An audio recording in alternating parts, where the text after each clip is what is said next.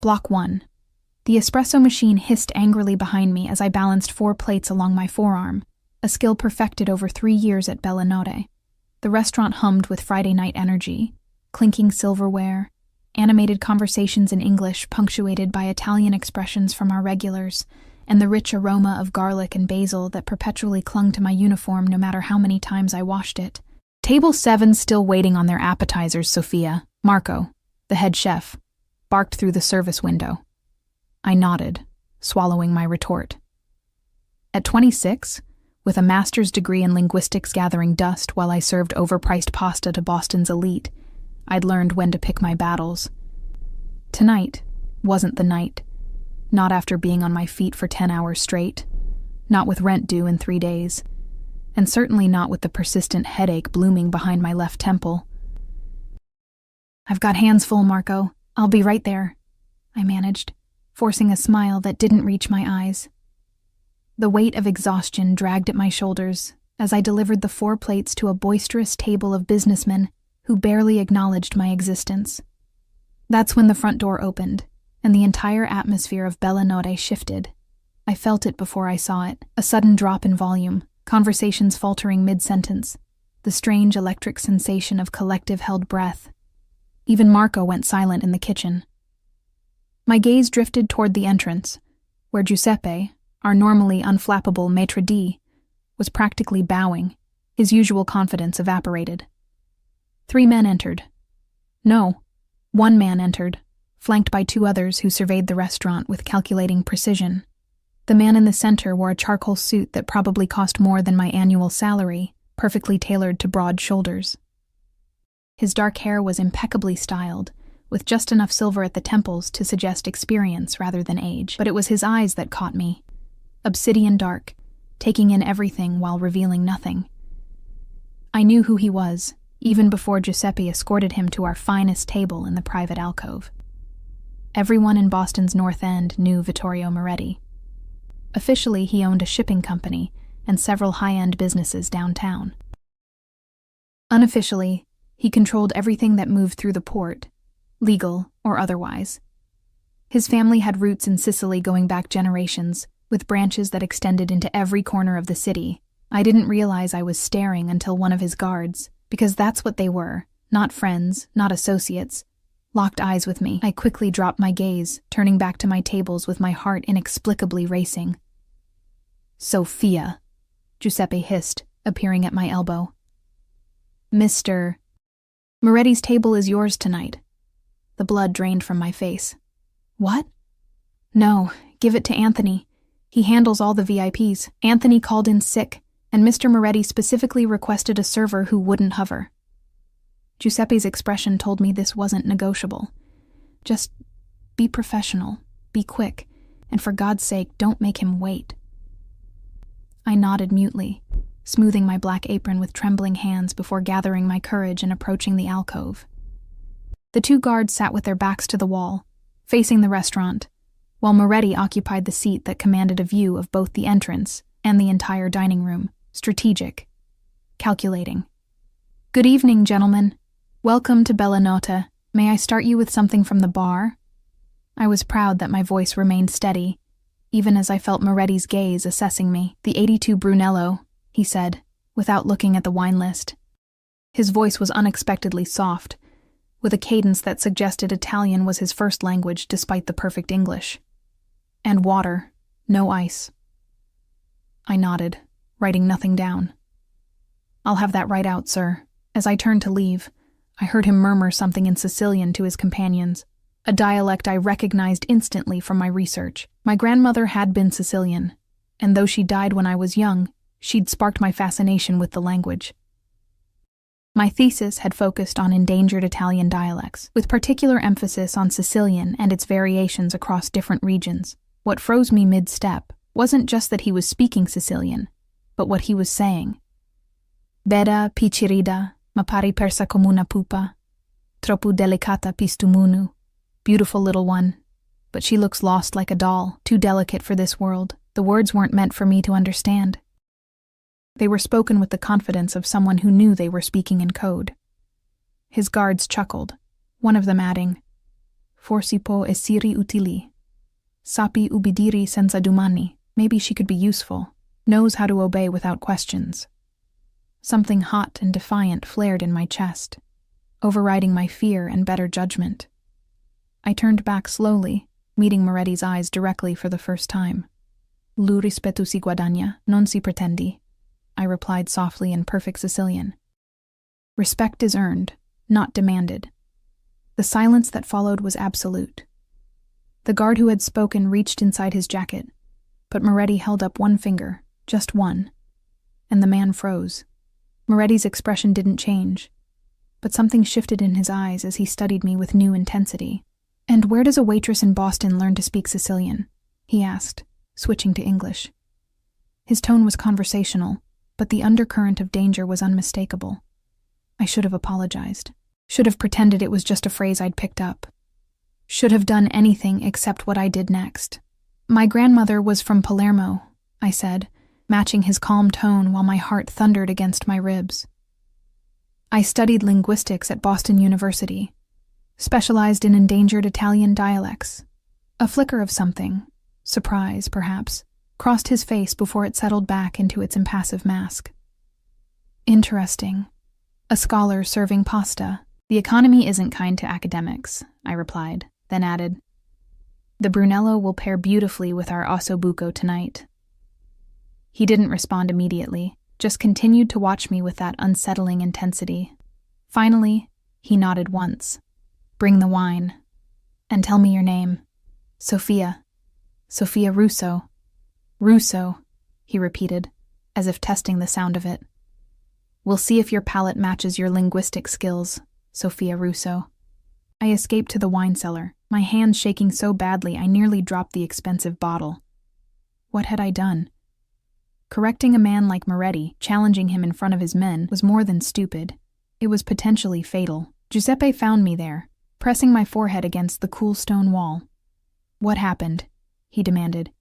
"You look like you've seen a ghost." "Nothing," I lied. "Just intimidated." Giuseppe squeezed my shoulder. "Just serve them efficiently and keep your head down. They'll be gone in an hour." But as I returned with the wine, I caught Moretti watching me from across the restaurant, his gaze tracking my movements with the focus of a predator who had just discovered something unexpected in his territory. When I approached his table again, he dismissed his guards with a subtle gesture. They moved to a table near the entrance, still vigilant, but giving us an illusion of privacy. "You speak the old dialect," he said, as I poured his wine. "Not the modern version tourists learn." "Yes, sir. The regional variations are fascinating, especially—" I caught myself, realizing I was about to launch into an academic lecture. "Sorry. You didn't ask for a linguistics lesson." A ghost of a smile touched his lips. "No, but I find myself curious. Continue." So I did, explaining how the Sicilian spoken in Palermo differed from that in Catania or Syracuse, how Arabic and Greek influences had shaped the language over centuries. He listened with surprising attention, occasionally asking questions that revealed his own deep knowledge. "You're not what you appear to be, Sophia Russo," he said finally, swirling the last of his wine, "a scholar hiding in a server's uniform." "We all wear masks, Mr. Moretti," I replied, then immediately regretted my boldness. But he laughed, a genuine sound that transformed his face, softening the hard edges and revealing a dimple in his right cheek. "Indeed we do." Some more convincing than others. When he finally left 3 hours later, having ordered nearly every specialty on the menu while continuing our unexpected conversation, he slipped a folded note beneath his platinum credit card. The tip was obscene, enough to cover my rent for 2 months. The note, written in elegant script, contained an address, a time for tomorrow evening, and a simple instruction: "Come alone. We have more to discuss about Sicilian dialects." I should have thrown it away. Should have called in sick the next day, and possibly considered moving to another state. Instead, I tucked the note into my pocket, a strange mixture of terror and exhilaration pulsing through my veins. In that moment, I couldn't possibly know that my impulsive response to his mockery would shatter my carefully constructed life and drag me into a world of shadows where understanding the wrong code could be deadly. The next morning dawned gray and misty. The kind of heavy Boston fog that seems to muffle the entire city. I hadn't slept, replaying the encounter with Moretti countless times, vacillating between the rational decision to ignore his invitation and the inexplicable pull to see where this would lead. By the time my alarm blared at 7 a.m., dark circles shadowed my eyes, and anxiety had settled like a stone in my stomach. My studio apartment was barely 400 square feet, a third-floor walk-up in a building that had seen better days decades ago. Still, it was mine, filled with overflowing bookshelves and scattered notebooks from my academic days. I made coffee with shaking hands, spilling grounds across the counter as I recalled the intensity in Moretti's gaze when he realized I understood him. My phone rang, startling me so badly I knocked over my mug, sending coffee cascading onto the floor. "Hello?" I answered without checking the caller ID, frantically grabbing a towel. "Sophia, it's Giuseppe. You need to come in early today." My stomach dropped. Is everything okay?" There was a pause. Then, "Mr. Moretti has booked the entire restaurant for a private lunch. He specifically requested you as server." The phone nearly slipped from my suddenly numb fingers. What? Why would he do that? "I don't ask questions when someone books a $10,000 minimum private event," Giuseppe replied, his voice tight. "Just be here by 11. Wear the formal uniform." The formal uniform, a crisp white button-down and black slacks instead of our usual black-on-black attire, reserved for special events and wealthy regulars who wanted to pretend they were dining somewhere more upscale than our charming but ultimately modest establishment. "Giuseppe, I don't think—" "Don't be late." He hung up before I could protest further. I sank onto my worn sofa, coffee forgotten as it seeped into the already stained floorboards. This wasn't about Sicilian dialects or academic curiosity. Men like Moretti didn't close down restaurants to chat about linguistics. Whatever game he was playing, I'd unwittingly stepped onto the board the moment I'd responded to his mockery. I showered mechanically, my mind racing through potential scenarios. Could I call in sick? Disappear for a few days? The rational part of me screamed to run. But something deeper, something I didn't want to examine too closely, whispered that it was already too late. Moretti had found me interesting, and men in his position weren't accustomed to having their interests thwarted. The restaurant was eerily silent when I arrived, no prep cooks shouting or servers laughing as they folded napkins.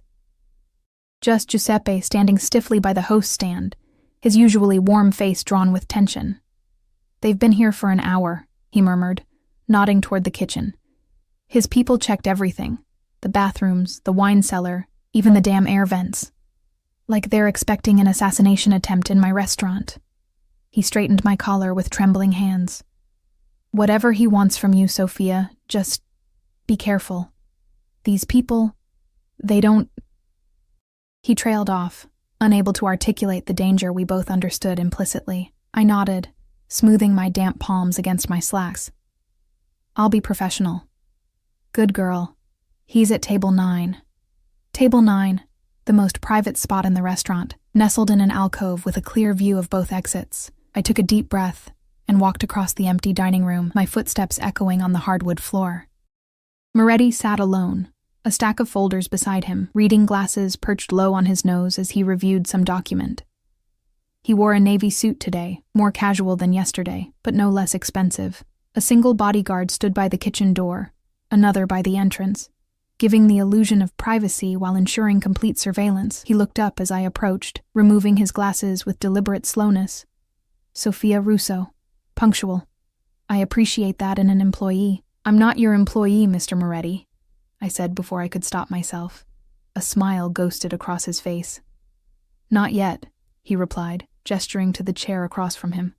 "Sit. I'm supposed to be serving you. You can serve me better with your mind than your hands today. Sit." I hesitated, then carefully lowered myself into the chair, perched on the edge like a bird ready to take flight. Up close I could smell his cologne, something subtle and probably custom-made, with notes of bergamot and cedar. "You're uncomfortable," he observed. "You closed an entire restaurant to speak with me. That's unusual. I prefer privacy for important conversations." He pushed a folder toward me. "Open it." With reluctant fingers, I flipped it open to find copies of my academic papers, my thesis on Sicilian dialectical variations, and even my university transcript. My breath caught in my throat. "You researched me." "I research anything that interests me," he replied without apology. "Your work is impressive. Your professor noted you have a particular gift for recognizing linguistic patterns, even in obscure dialects, a useful skill. For a waitress?" I couldn't keep the bitterness from my voice. "For someone in my organization." He leaned back, studying me with those impenetrable dark eyes. "I have a proposition for you. I'm not interested in working for a—" I stopped myself before saying something suicidal. "For a what, Sophia?" His voice remained soft, but the temperature seemed to drop several degrees. "What do you think I am?" I met his gaze directly. "Someone who operates outside conventional legal boundaries." He laughed then, the sound unexpectedly warm in the tense atmosphere. "Diplomatic. I like that." He pushed another folder toward me. $200,000. "That's what I'm prepared to pay you for 6 months of work." The figure made my head spin. It was more money than I'd make in 5 years at the restaurant. "Doing what?" I managed to ask, my mouth suddenly dry. "Translating. I have business interests that span several countries. My Sicilian associates use various regional dialects, often intentionally to obscure their communications from outsiders. I need someone who can understand the nuances, the hidden meanings." "You want me to spy on your own people?" I said, the realization dawning with horrifying clarity. His expression didn't change. "I want you to ensure my interests are protected. Trust but verify, as they say." "Why me? You must have people who—" "None with your particular expertise, and none who would be viewed as inconsequential by my associates." He gestured toward me. "A young American woman, clearly not Sicilian by blood despite your name, with no connections to our world. They'll speak freely in front of you, assuming you understand nothing." The pragmatic part of my brain, the part that had been calculating how many more double shifts I'd need to make my student loan payment, whispered that this could solve all my financial problems. But the pit in my stomach told a different story. "What happens if I say no?" Something shifted in his eyes. A flicker of respect, perhaps. "Then you continue serving pasta. I find someone less qualified for the position, and we both move on with our lives. I'm not in the habit of forcing unwilling participants, Sophia. Coercion breeds resentment, and resentment breeds betrayal. Just like that, I walk away and never see you again." He tilted his head slightly. "Does that disappoint you?" The question caught me off guard, revealing something I hadn't wanted to admit. That beneath my fear lay a forbidden fascination with this dangerous man and the world he inhabited. "No," I lied. "It would be a relief." "Then why is your pulse racing?" He nodded toward my neck, where I knew my carotid artery was visibly throbbing. "You're not afraid of me right now. You're afraid of yourself, of the part of you that wants to say yes." I stood abruptly, needing distance from his unsettling perceptiveness. "You don't know me. I know enough." He remained seated, completely at ease. "You're brilliant but underutilized, cautious but curious. You respect the power of words, their ability to connect, to wound, to reveal truths others miss. That's why linguistics called to you." He paused, his gaze never leaving mine. "And you're lonely. No close family, few friends. Your intelligence isolates you." Each word struck with devastating accuracy, making me feel exposed in ways that had nothing to do with physical vulnerability. "What happens if I say yes?" I asked, my voice barely above a whisper. "You come work for me, live in a secure apartment I provide, travel with me when necessary, listen to conversations, report anything concerning, that's all." "That's not all," I countered. "There would be expectations. If you're referring to sexual expectations, I don't mix business with pleasure. I find it complicates matters unnecessarily." I flushed, embarrassed he'd so easily read my concern. "I meant loyalty, silence, complicity in whatever your business actually entails." A slight smile curved his lips. "Perceptive. Yes, those would be expected. But you wouldn't be directly involved in anything problematic. Your hands would remain clean." I laughed hollowly, but not my conscience. "So conscience is a luxury for those who can afford it." He stood in one fluid motion, suddenly close enough that I had to tilt my head back to maintain eye contact. "Take 24 hours. Think about it. But understand this. Once you give me your answer, it's final." There are no second chances in my world. He smelled of power and danger, an intoxicating combination that made it difficult to think clearly. Up close, I could see faint lines around his eyes, a small scar near his right temple, humanizing details that somehow made him more, rather than less, intimidating. "Why give me time at all?" I asked. "Why not demand an answer now? Because I want you to choose this. To walk into it with open eyes." He reached up, his fingers hovering near my face without touching me. "A cage is still a cage, Sophia, even when gilded with money and privilege. I want you to recognize the bars before you step inside." The restaurant door opened then, and one of his guards appeared, murmuring something too low for me to hear. Moretti nodded, then turned back to me. "Circumstances have changed. I need your decision now." "What?" "But you just said—" "Plans have accelerated. I leave for Sicily tomorrow morning." He reached into his jacket and produced an envelope. "Your passport and ticket are inside, along with the first installment of your payment, $50,000. The choice is still yours, but it must be made now." My head spun with the sudden shift, the weight of the decision crushing down on me. "This is insane. I don't even know you." "You know enough," he countered, using my own words against me. "You recognized something in me the moment our eyes met, just as I recognized something in you. Call it fate, call it instinct, whatever name you give it, we both felt it." He was right, and that terrified me more than any threat could have. From that first exchange in Sicilian, something had sparked between us, a recognition, a connection that defied rational explanation. "If I say yes," my voice trembled, "if I say yes, I want rules, boundaries, name them. I won't break the law directly, I won't hurt anyone. And if at any point I feel unsafe, I can leave, with whatever money I've earned up to that point." He considered this, his expression giving nothing away, agreed to the first two. As for leaving, his voice hardened slightly. "You can leave if you feel unsafe, but the nature of the information you'll be privy to requires certain assurances of discretion.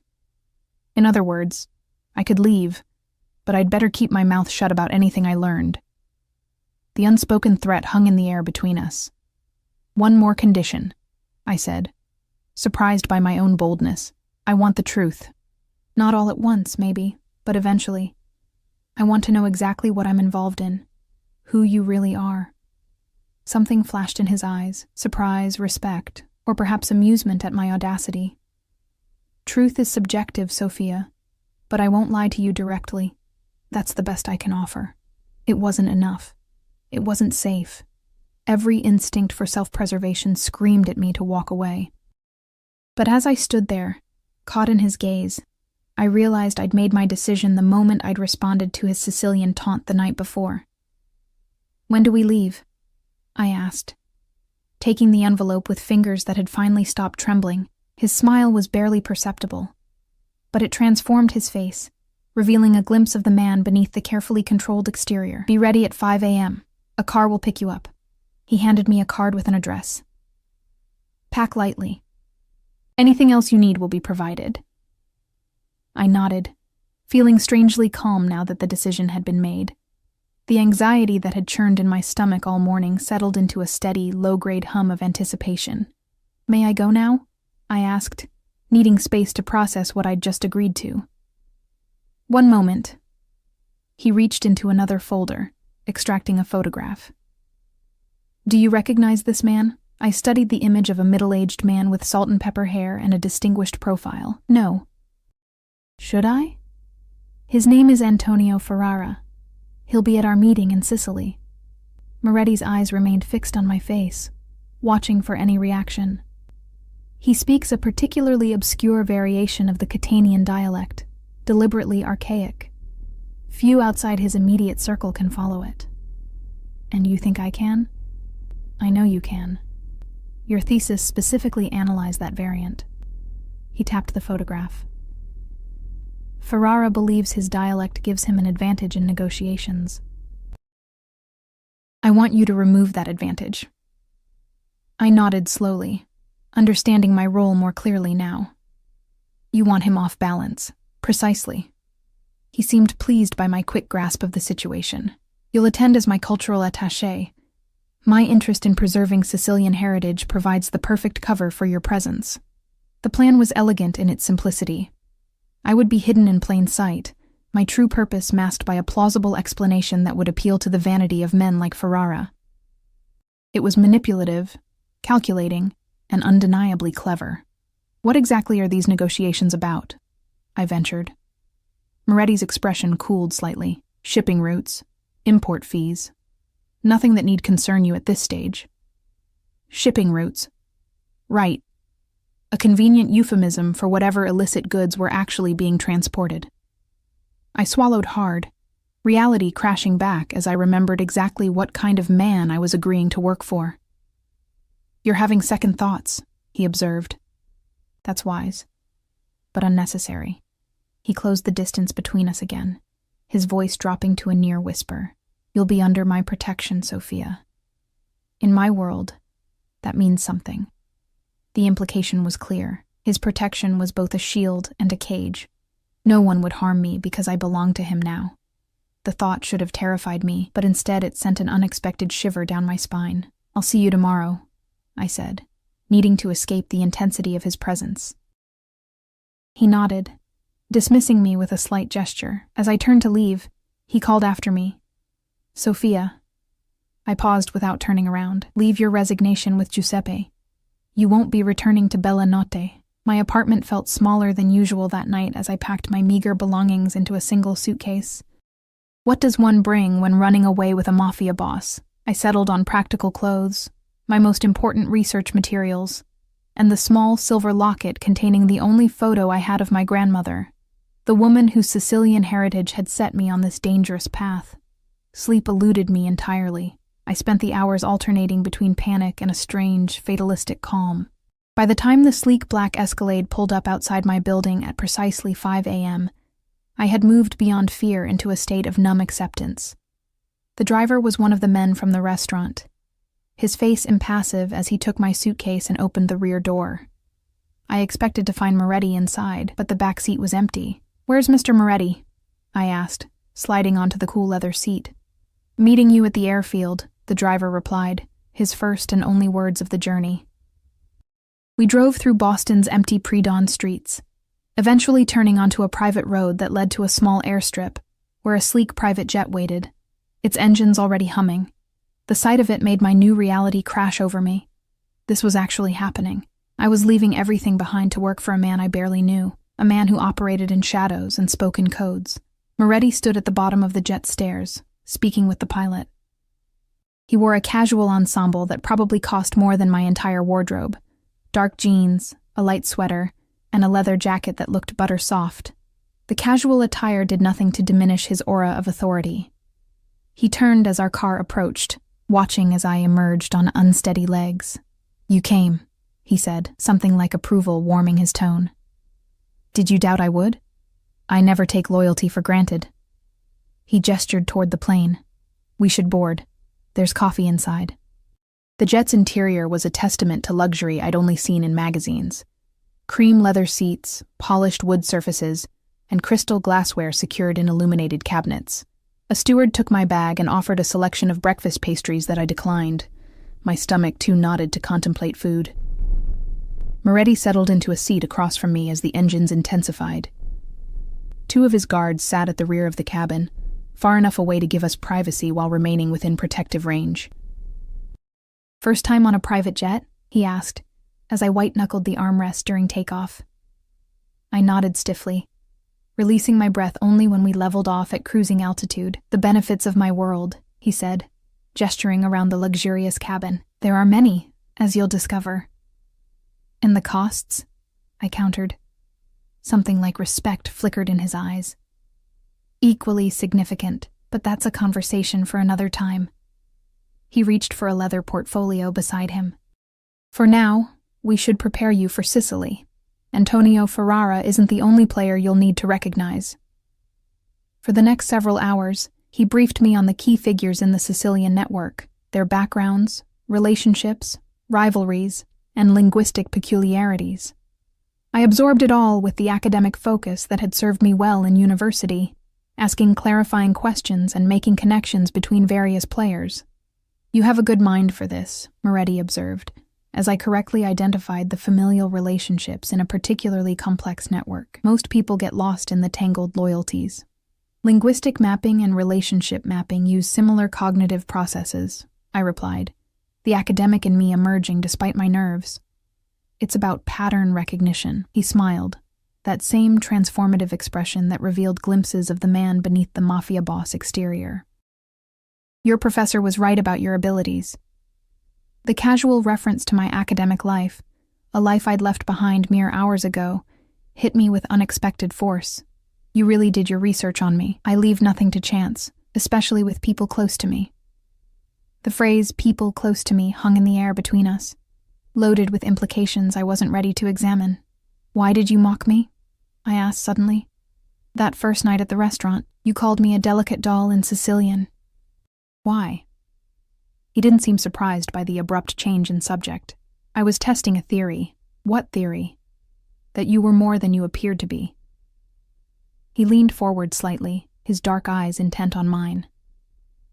Beautiful women who work in service positions are often underestimated, overlooked, but there was something in your eyes, intelligence, awareness, that caught my attention. So you insulted me to see how I'd react? I spoke in a dialect that fewer than 10,000 people in the world still understand fluently. The odds that a random American waitress would comprehend it, let alone respond in kind, were infinitesimal. His lips curved into a slight smile. Yet, you did. Fate, perhaps. I don't believe in fate, I said, though the words rang hollow even to my own ears. Neither did I, he replied simply, until now. The intensity of his gaze made my skin prickle with awareness. For a man who claimed not to mix business with pleasure, there was an undeniable current of attraction between us. Whether it was the forbidden allure of danger or something more fundamental, I couldn't deny the pull I felt toward him. You should rest, he said, breaking the charged silence. We have several hours before landing, and the coming days will be demanding. Despite my certainty that sleep would be impossible, the gentle hum of the engines and the emotional exhaustion of the past 24 hours conspired against me.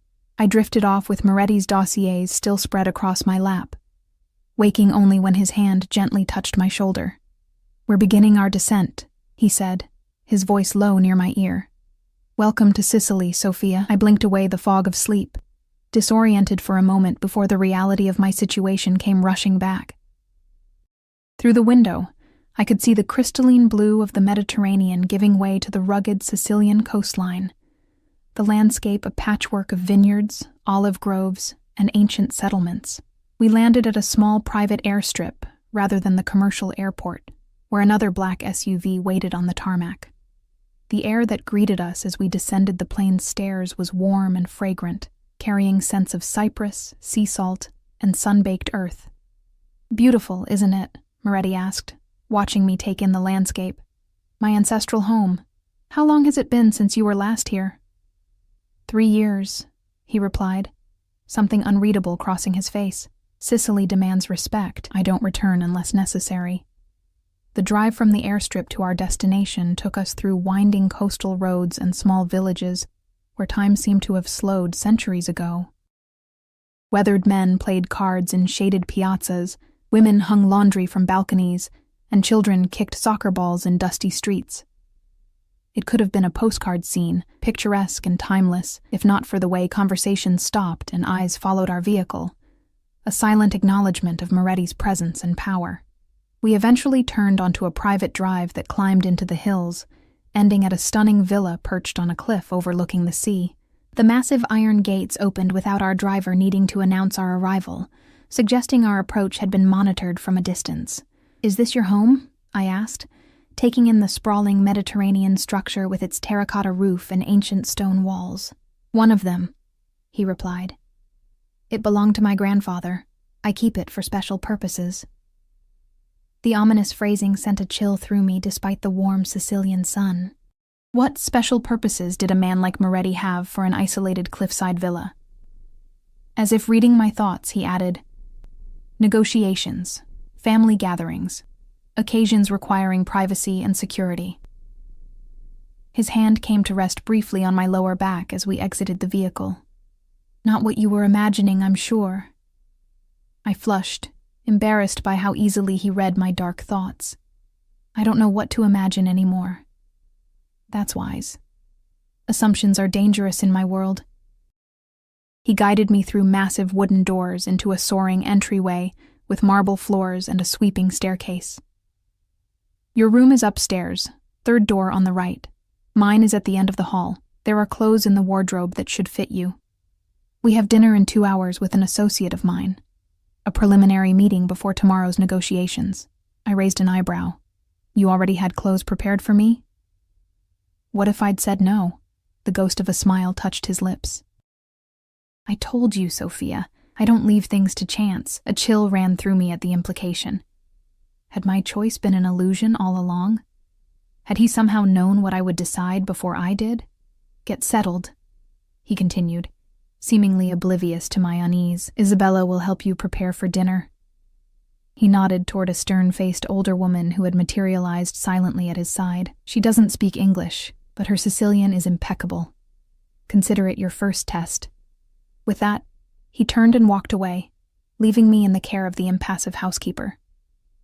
I summoned my best Sicilian and greeted her, receiving a slightly surprised nod in return before she led me upstairs to what would be my room for the foreseeable future. The space was larger than my entire Boston apartment, with a canopied bed, antique furnishings, and French doors opening onto a private balcony with a breathtaking view of the Mediterranean. The wardrobe, when I opened it, contained a selection of designer clothes in exactly my size, casual wear, business attire, and several evening gowns that probably cost more than my annual salary. As Isabella drew a bath for me in the adjoining marble bathroom, I struggled to reconcile the luxury surrounding me with the dangerous reality of my situation. The clothes in the wardrobe weren't just my size. They matched my style preferences with unsettling accuracy. How long had Moretti been watching me before making his move? La cena è formale stasera, Isabella informed me, as she laid out toiletries on the bathroom counter. Dinner is formal tonight.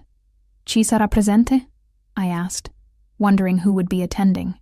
She hesitated, her weathered face revealing nothing. Il signor Ricci, un vecchio amico della famiglia, Mr. Ricci. An old family friend. The careful phrasing and slight tension in her shoulders told me more than her words. Whoever this Ricci was, he was significant, and possibly dangerous. I thanked her, and she left me to bathe and dress, selecting a simple black cocktail dress that offered elegance without being overtly provocative. By the time I descended the grand staircase, the sun was setting over the Mediterranean, bathing the villa in golden light. Moretti waited in the main salon, conversing quietly with another man whose back was to me.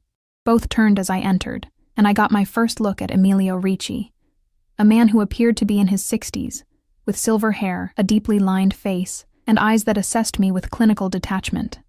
Ah, the linguist, he said in heavily accented English.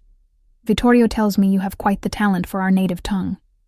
Preferisco parlare in Siciliano, se non le dispiace, I replied smoothly, suggesting I preferred to speak Sicilian. Something like approval flickered across Ricci's face. He switched to a particularly archaic version of the Catanian dialect, one filled with Arabic influences that reflected Sicily's complex history. È raro trovare un'americana che parla il nostro dialetto con tale purezza. It's rare to find an American who speaks our dialect with such purity.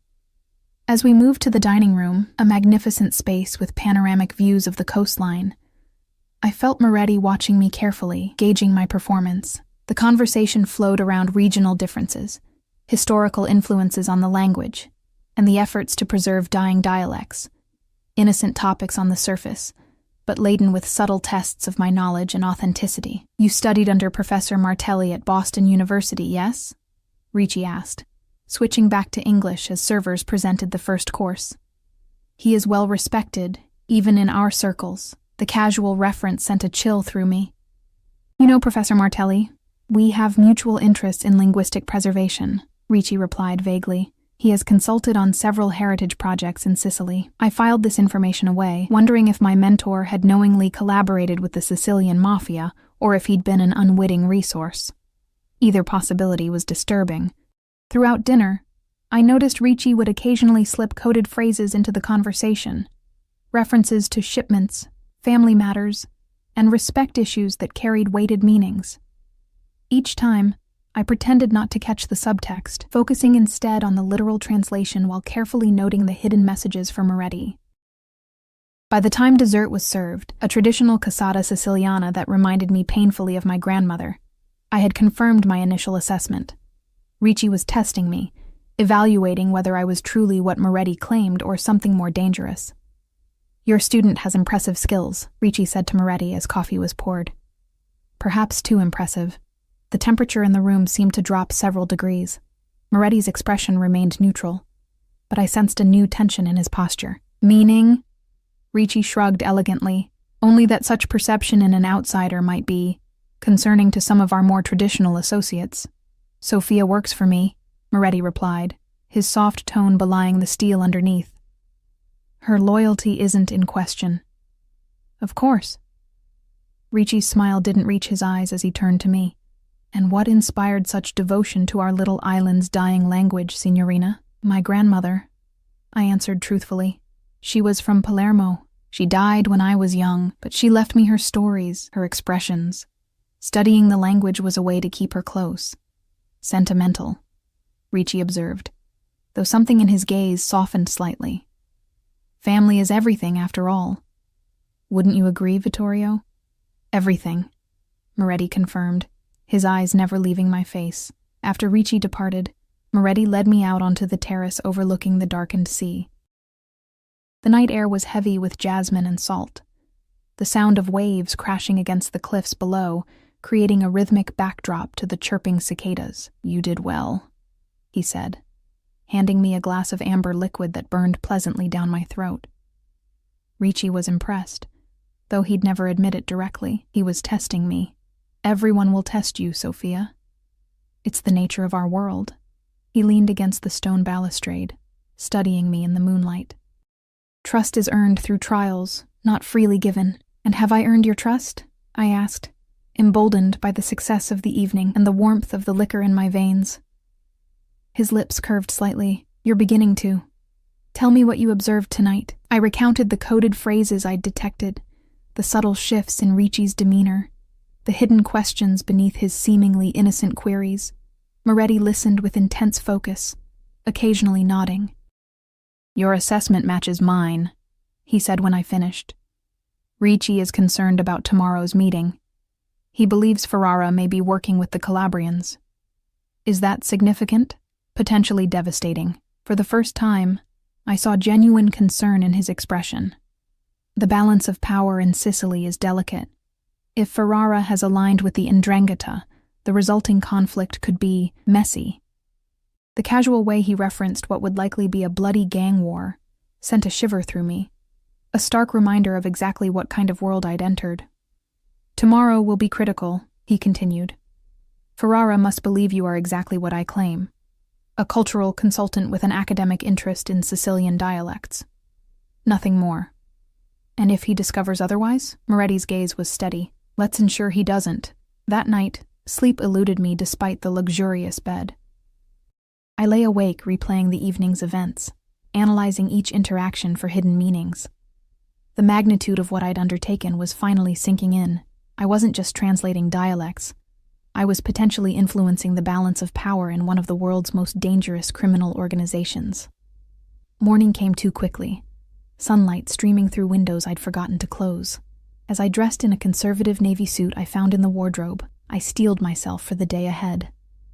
Whatever happened in the coming hours, I needed to remain clear-headed and alert. Moretti was already in the dining room when I descended, reviewing documents while sipping espresso.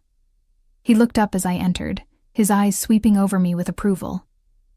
"Perfect," he said simply. "Professional, unremarkable, exactly what we need." "Should I be flattered by unremarkable?" I asked, helping myself to coffee from a silver pot. A ghost of a smile touched his lips. "In my world, being remarkable is rarely safe, Sophia." He briefed me on the day's agenda as I ate.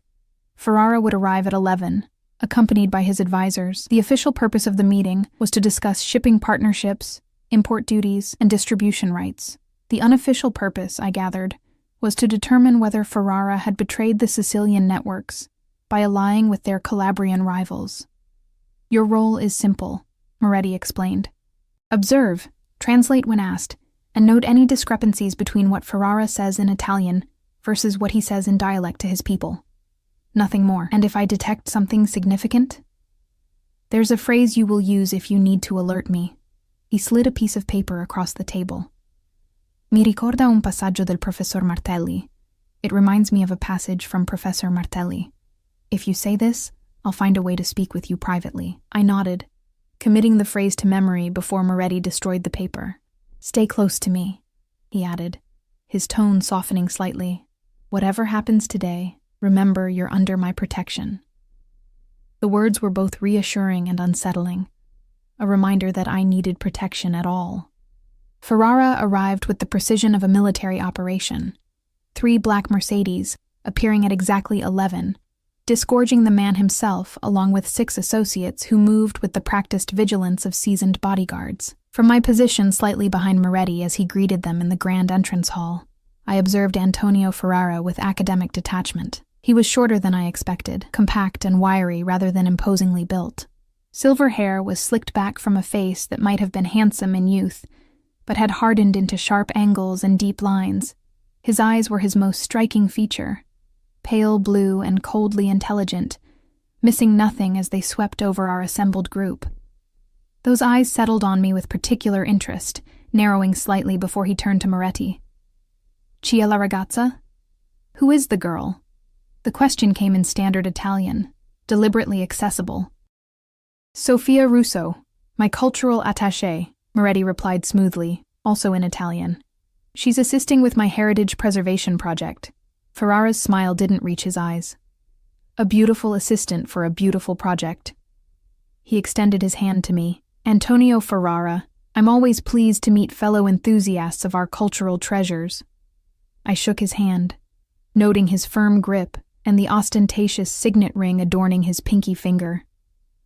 It's an honor, Signor Ferrara. Your region's dialectical variations are particularly fascinating. Something flickered in his expression. Surprise, perhaps, at my knowledge. Parli il dialetto? Do you speak the dialect? Abbastanza per apprezzarne la bellezza, I replied modestly. Enough to appreciate its beauty. Ferrara studied me for a moment longer, then turned back to Moretti. Your interests continue to surprise me, Vittorio. First shipping, now linguistics. The subtle emphasis on shipping carried a hint of mockery. Moretti's expression remained pleasant, but I sensed a dangerous undercurrent in his measured response. Diversification is the key to longevity, Antonio, something your father understood well. The mention of Ferrara's father, delivered with calculated casualness, caused a nearly imperceptible tightening around the older man's eyes. Family references clearly carried significant weight in this world. We moved to the villa's formal conference room, an impressive space dominated by a massive oak table and floor-to-ceiling windows overlooking the Mediterranean. The seating arrangement wasn't accidental. Moretti positioned himself at the head with me slightly behind his right shoulder, while Ferrara sat directly across with his most trusted advisor at his side. For the next hour, the conversation remained superficially cordial as they discussed legitimate business matters, import taxes, regulatory changes, shipping schedules. I observed silently, noting how Ferrara would occasionally lean to his right, murmuring in that archaic Catanian dialect to his advisor. These asides, which he assumed I couldn't understand, revealed considerably more than his official statements. L'americano sta offrendo troppo. Ci deve essere qualcosa sotto, he muttered at one point. The American is offering too much. There must be something underneath. Cansiamo I termini, videmu quanto è disperato. Let's change the terms. See how desperate he is. I maintained an expression of polite disinterest, giving no indication I understood these strategic revelations. Meanwhile, Moretti played his part perfectly, the confident businessman, slightly impatient with the pace but willing to negotiate in good faith. The tension in the room elevated when the conversation turned to new shipping routes along the Calabrian coast. Ferrara's body language shifted subtly. a slight stiffening of his shoulders, a barely perceptible increase in his blink rate. The Calabrian options are problematic, Moretti noted, sliding a document across the table. Recent disruptions in their infrastructure make the timing inopportune. It was a test, carefully disguised as business concern. Ferrara studied the document, his expression neutral. I've heard no such disruptions. He switched to dialect, addressing his advisor but loud enough for the room to hear. Ci su sta cercando di scoprire se avemo contatti cu I calabresi. He's trying to discover if we have contacts with the Calabrians. The statement confirmed Ricci's suspicions. I shifted my weight slightly, catching Moretti's attention. When he glanced at me, I discreetly touched the document in front of me and said, Mi ricorda un passaggio del professor Martelli. Moretti nodded almost imperceptibly, before turning back to Ferrara. Perhaps we should take a brief recess. The chef has prepared lunch on the terrace. He stood, the movement fluid but commanding. Sophia, a moment about those translation notes. We stepped into an adjacent study, Moretti closing the heavy door behind us.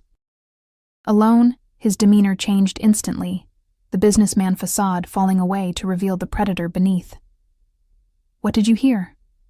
His voice was soft, controlled, but thrumming with tension. I recounted Ferrara's aside verbatim, adding, He knows you're testing him about Calabria, and he's being deliberately evasive. Moretti absorbed this, his dark eyes calculating. Is he nervous? Yes, but hiding it well. There's something else. When discussing the eastern shipping routes, his advisor kept touching his jacket pocket. I think he's recording the meeting. A dangerous smile curved Moretti's lips. Excellent catch. Recording devices were expressly prohibited. What will you do? Change tactics. He studied me for a moment, as if making a decision. You're performing admirably, Sophia. Better than I anticipated. The praise warmed me more than it should have, considering the circumstances. What do you need me to do now? Continue as before, but I'm going to bring you more directly into the conversation. I want Ferrara off balance. An American woman understanding his most private asides will accomplish that. I swallowed hard. Won't that expose my role? It's a calculated risk. His voice softened marginally. I won't let any harm come to you. Remember that. When we returned to the conference room, the dynamics had shifted. Ferrara had moved to the windows, speaking in rapid Sicilian with two of his men. They fell silent as we entered, the sudden cessation making their suspicion obvious. Lunch was served on the cliffside terrace, the stunning views providing a jarring contrast to the undercurrent of tension. I was seated directly across from Ferrara, a strategic placement that didn't escape his notice. Throughout the meal, he alternated between charming conversation in Italian and clipped asides to his men in dialect. La ragazza americana guarda troppo. Forse è solo una studiosa. The American girl watches too much. Perhaps she's not just a scholar. I pretended not to understand, maintaining my focus on the delicate seafood dish before me. Moretti caught my eye briefly, the slightest nod telling me he was about to make his move. Sophia, he said casually. Perhaps you could explain to Signor Ferrara the particular characteristics of the Catanian dialect that make it unique among Sicilian variations. He has a special interest in regional linguistics. It was a perfect opening, designed to seem innocuous while allowing me to demonstrate my expertise. I launched into an academic explanation of the dialect's Arabic influences and distinctive phonological patterns, watching Ferrara's expression shift from polite indifference to sharp attention, as I seamlessly incorporated phrases I could only have understood if I'd comprehended his private asides. The change in atmosphere was immediate. Ferrara's men tensed, one reaching subtly inside his jacket, until Ferrara stopped him with a nearly imperceptible gesture.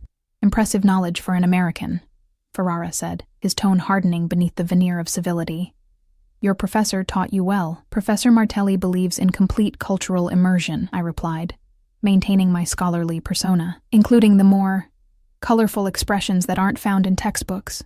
Ferrara's pale eyes locked with mine, all pretense abandoned. And what colorful expressions might those include, Signorina Russo? The challenge was clear, as was the threat beneath it. Before I could respond, Moretti intervened smoothly. Perhaps we should return to our discussions. The shipping manifests require your attention, Antonio. He stood, effectively ending the tense exchange. Sophia, Would you mind checking on the documentation in my office? The comparative analysis would be helpful. It was a dismissal, removing me from the increasingly dangerous situation. I nodded and excused myself, feeling Ferrara's cold gaze follow me as I left the terrace. In Moretti's office, I paced anxiously, replaying the lunch exchange and wondering if I'd revealed too much.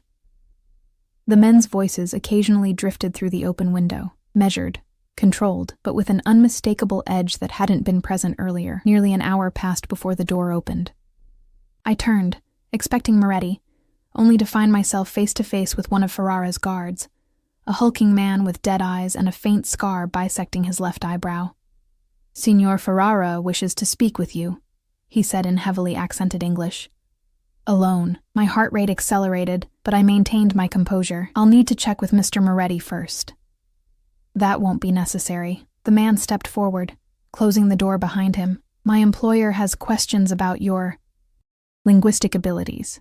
I backed up until the edge of the desk pressed against my thighs. "Where is Mr. Moretti?"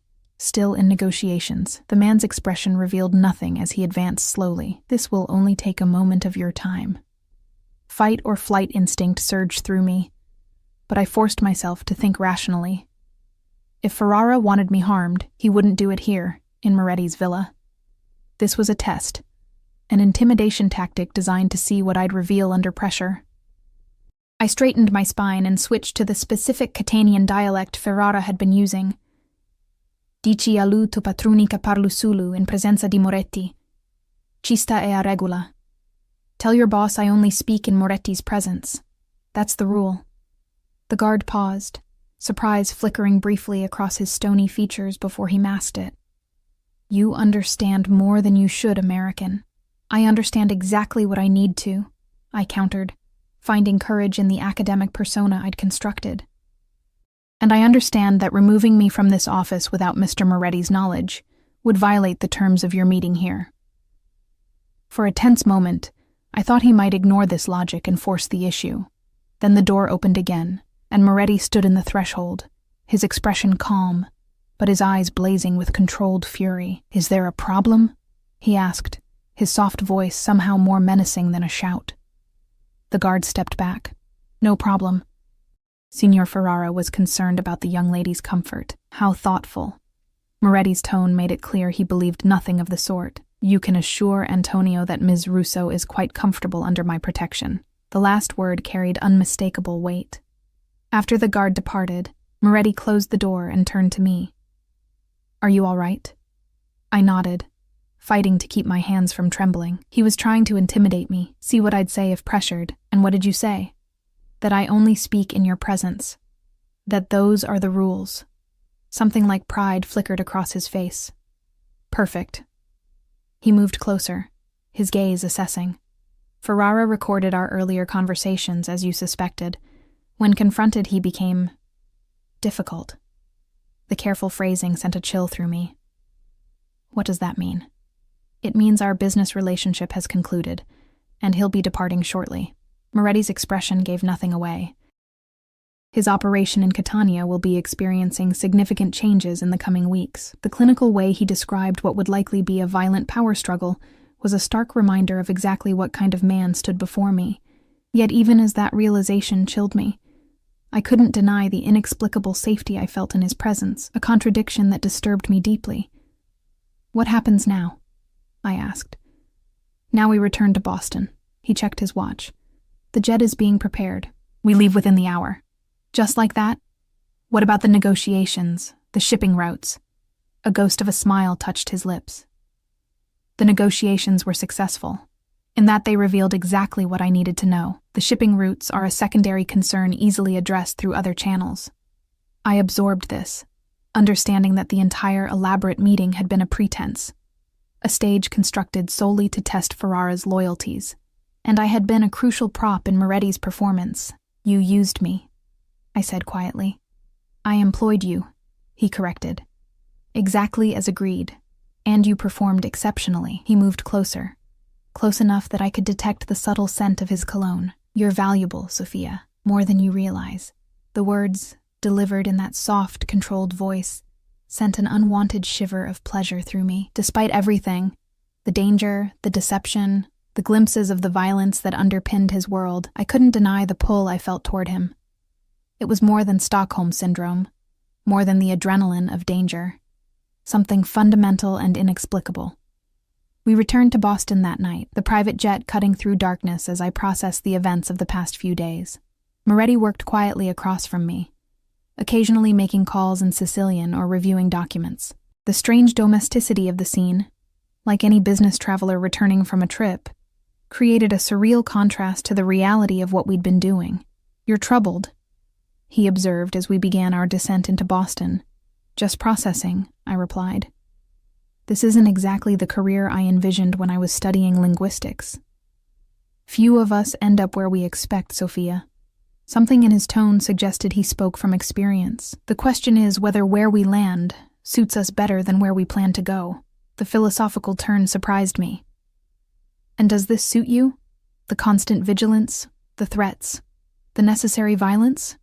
He considered this with genuine thoughtfulness.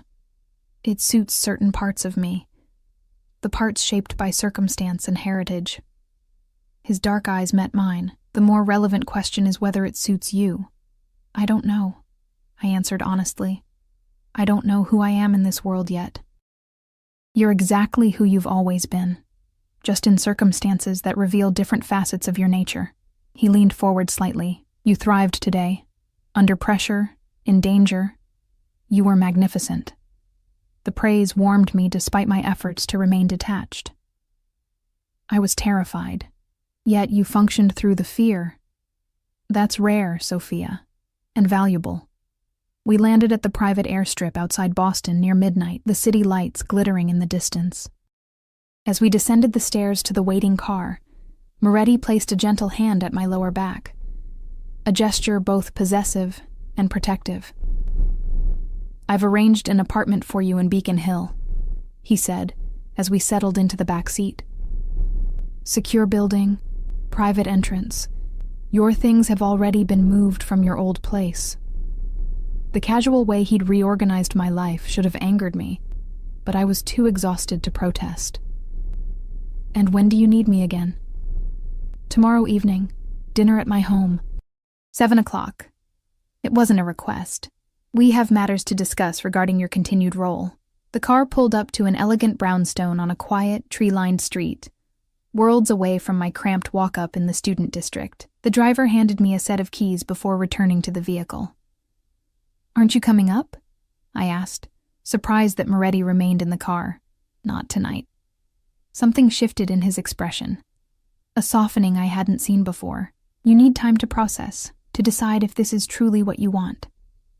"I signed on for 6 months," I reminded him. "You did, and I'll hold you to that if it's your choice. But tonight, sleep, reflect. Tomorrow you'll give me your decision with clear eyes." I frowned, confused by this unexpected consideration. "What if I choose to walk away?" "Then you walk away, with the 50,000 already paid. No consequences, no pursuit." His eyes held mine. "But I don't think that's what you'll choose, Sophia. You seem very confident. I recognize myself in you," he said simply.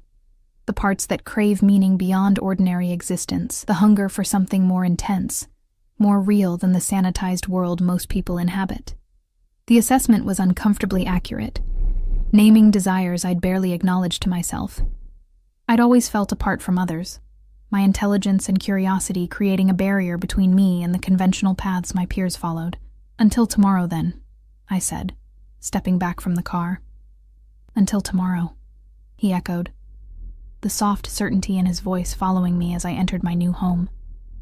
The apartment was stunning, spacious, elegantly furnished, with floor-to-ceiling windows overlooking the Charles River.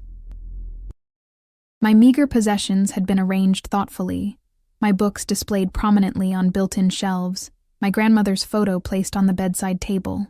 Even my preferred brand of coffee waited in the kitchen alongside a high-end espresso machine. I wandered through the rooms, trailing my fingers over luxurious fabrics and gleaming surfaces. This could be my life now. Comfort, security, purpose. All I had to do was ignore the moral complexities, the danger, the knowledge that I was aligning myself with a world built on violence and fear. Sleep eluded me that night. my mind replaying every moment with Moretti, the intensity of his gaze, the controlled power in his movements, the unexpected moments of consideration. By dawn, I'd made my decision. I spent the day exploring my new neighborhood, familiarizing myself with the elegant streets and upscale shops of Beacon Hill.